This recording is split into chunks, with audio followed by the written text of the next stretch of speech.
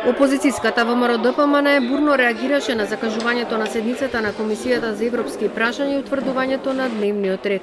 Бара да се прекине седницата со образложение дека не биле консултирани за измените на изборниот законник, а не биле ниту преведени 400-тините амандмани кои ги поднеле.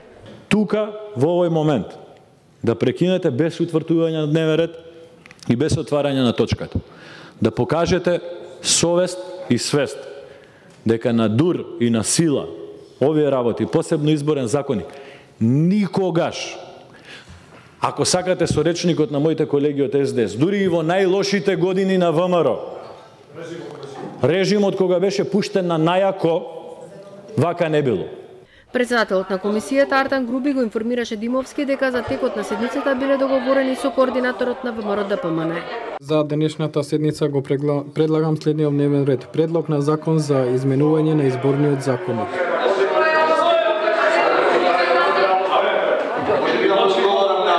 По утврдувањето на дневниот ред, седницата беше прекината за да им се овозможи на собраниските служби да ги преведат на албански јазик амандманите. Груби очекува целата расправа да заврши за 2 дена, затоа што се работи за предлог закон кој се носи по скратена постапка.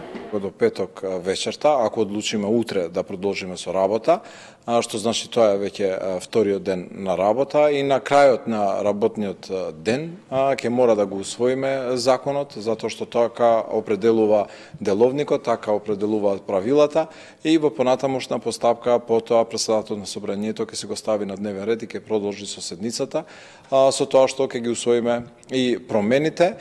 Мора јавноста да знае дека итноста во целава оваа постапка е поради обструкциите кои се права за избор на Државната изборна комисија, се со цел да го загрозат договорот за добро соседство кој беше поздравен од Вашингтон па се до Брисел од целиот демократски солидарен свет. Предлог измените предвидуваат членовите на Државната изборна комисија да се бираат со 61 гласа, не како досега со 81.